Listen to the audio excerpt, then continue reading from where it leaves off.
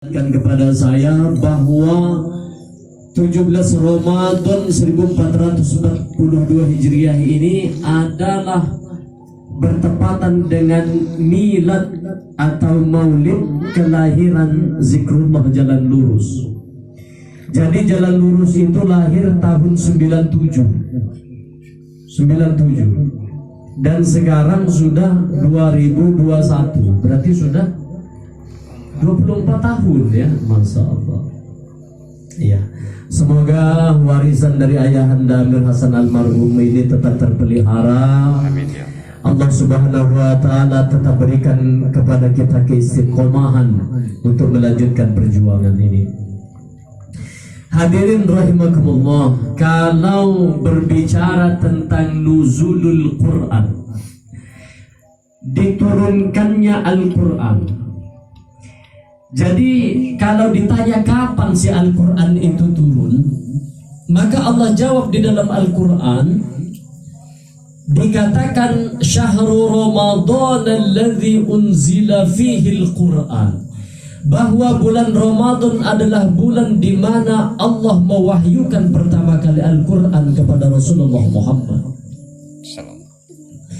Jadi mulianya Ramadan itu sebetulnya sama dengan bulan-bulan yang lain, sama dengan Muharram, Safar, Maulid, Rabiul Awal, Rabiul Tsani, Jumadil Ula, Jumadil Tsaniyah, Rajab, Sya'ban, Zulqaidah, Zulhijjah, sama. Tetapi karena Allah turunkan Al-Quran yang mulia itu di Ramadan ini, maka menjadi mulialah juga kemudian Ramadan. Lalu kemudian kalau ditanya kapan sih diturunkannya, apakah pagi, siang, sore, malam? Maka dijawab lagi di dalam Al-Quran, Inna anzalnahu fi lailatul qadar. Bahwasanya kata Allah, kami turunkan Al-Quran itu pada malam hari di malam Al-Qadar, yaitu malam kemuliaan. Lalu kemudian malam kemuliaan ini menjadi satu misteri. Dijawab, dijelaskan di dalam surat Al-Qadar itu, Lailatul Qadri khairum min alfi syahr. Bahwasanya malam Lailatul Qadar itu lebih baik daripada 1000 bulan. Jadi barang siapa yang beribadah pada malam itu, maka dia seolah-olah beribadah selama kurang lebih 83 tahun. Dan penjelasan ini kemudian dijelaskan oleh Rasulullah di dalam beberapa hadis, bahwa Lailatul Qadar itu adanya di malam-malam ganjil 10 terakhir dari Ramadan. Jadi ini malam 17, nanti 18, 19, 20, mulai malam 21. Jadi mari di 10 hari terakhir Ramadan kita tingkatkan kembali semangat kita untuk beribadah, terutama zikir. Dan malam ini saya pesankan kepada diri saya dan kepada jamaah sekalian, nanti di 10 terakhir itu perbanyaklah bacaan salawat nurzan. Allahumma salli ala sayyidina Muhammadin nuril dzat wa sirri sarifi sairil asma'i wa sifat wa ala alihi wa sahbihi wa sallim. Ini sebagaimana yang pernah diwasiatkan oleh ayahanda almarhum. Jadi di dalam hadis qudsi disebutkan, Ja'a ilayya ma'ani, datanglah kamu kepadaku bersama aku, kata Allah. Aku yang dimaksud itu adalah Nur Muhammad yang ada di dalam diri kita. Jadi di 10 hari terakhir nanti mari kita perbanyak zikir salawat nurzat kita. Nggak perlu dihitung-hitung lah, yang penting tarik aja itu tasbih sampai secapeknya ya. Insya Allah itu akan menjadi jalan, akan menjadi kendaraan untuk kita menjemput Lailatul Qadar.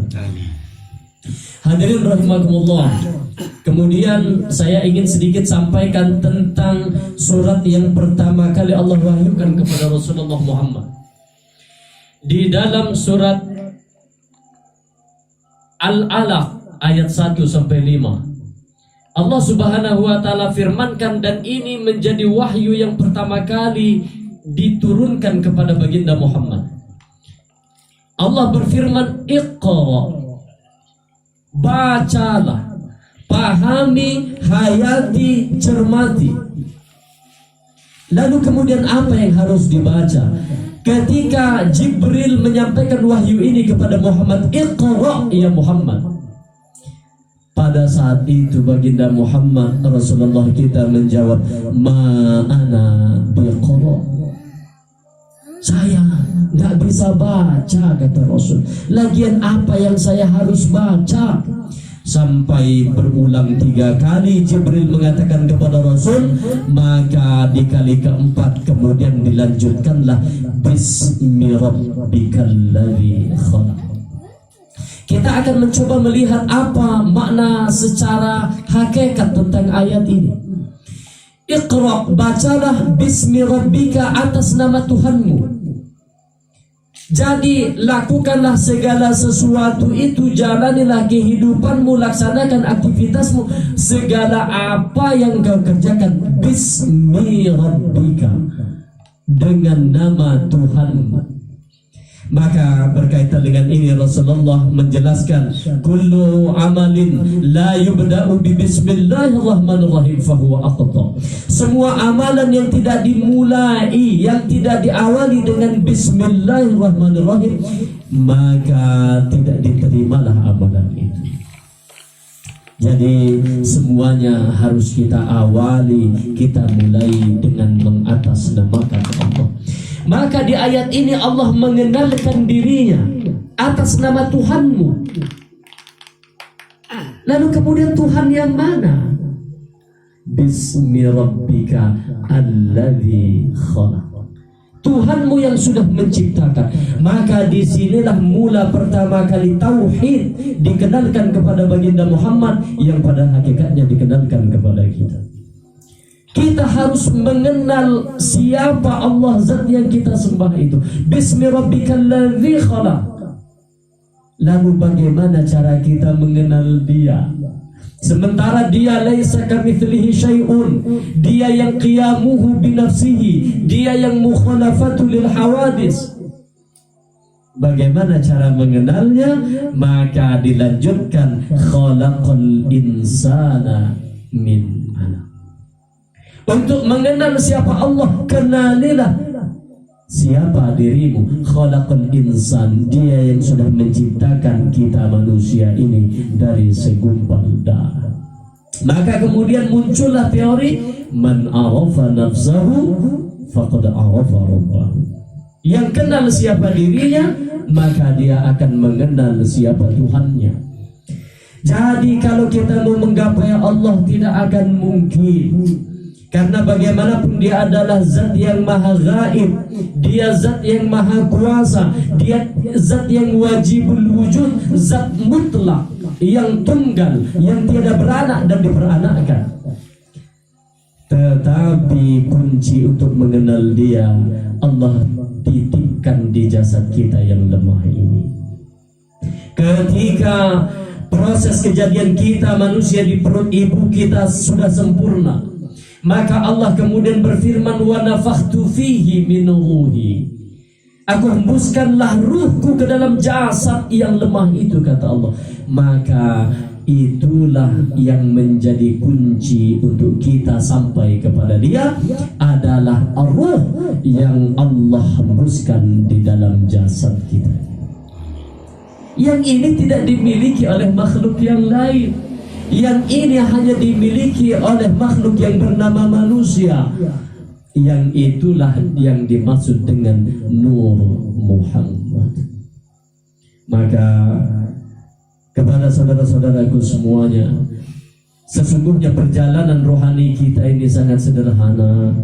Dengan kita menyibah kulit lapis demi lapis jasad kita ini, Sampai nanti pada masanya ketika kita sudah bertemu, kita sampai kepada titik nur Muhammadnya kita itu, maka disitulah kita akan sampai kepada pengenalan diri yang sejati. Man arafa nafsahu, dia yang kenal siapa dirinya, dia yang akan mengenal siapa Tuhannya. Tetapi tentu saja ini tidak semudah yang disampaikan. Ini hanyalah kerangka, ini hanyalah peta, dan yang akan sampai kepada puncak perjalanan itu adalah mereka yang menelusuri peta itu. Jadi kepada kita semua saya mengajak, walaupun kita pelan, walaupun hanya sedikit dari segi jumlah, walaupun mungkin sekarang 5, besok 10, besok 15, kembali ke 5 orang lagi, tetapi inilah sesungguhnya perjalanan ini adalah perjalanan pribadi diri kita masing-masing. Karena apa? Kita nanti akan kembali juga kepada Allah sendiri-sendiri. Kama khalaqnakum awwala marrah, kata Allah, sebagaimana pertama kali aku ciptakan kamu sekalian, kamu akan kembali kepadaku furada. Kita akan kembali sendiri-sendiri. Jadi nanti ketika kita melakukan perjalanan menuju kepada Allah, kita gak rame-rame begini, enggak. Kita akan melakukan perjalanan masing-masing. Artinya apa? Mereka yang berjalan masing-masing itu, ketika dia membawa lentera yang terang benderang, insya Allah dia akan sampai kepada tujuan. Tetapi dia yang berada di dalam kegelapan, dia akan tersesat sendirian. Maka kita hanya bisa saling mengajak, saling menghimbau, ayo zikiran, ayo zikiran. Setelah zikiran berjamaah, ayo zikir juga masing-masing di rumah. Karena perjalanan kita hakikatnya adalah kita masing-masing. Ini saja yang saya bisa sampaikan. Semoga Nuzul Al-Quran ini menambah semangat bagi kita semua untuk kita menjumpai, menemukan, kita mengurai Al-Quran yang ada di dalam diri kita masing-masing ini. Mari untuk mengawali zikir kausaran malam hari ini, kita heningkan hati dan pikiran kita. Kita akan awali dengan sama-sama membaca